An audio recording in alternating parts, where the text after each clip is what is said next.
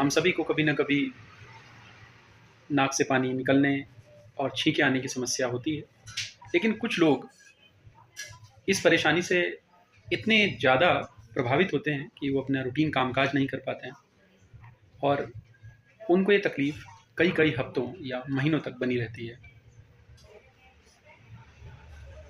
इसके बहुत सारे कारण हो सकते हैं। इसके सिम्पटम्स के आधार पर एक बहुत कॉमन मेडिसिन है एलियमसिपा और अमोनियम कार्ब। ये दोनों दवाइयाँ सिम्पटम्स के आधार पर अपने होम्योपैथिक चिकित्सक की सलाह पर लेने से छींके आने की परेशानी में काफ़ी लाभकारी होती हैं।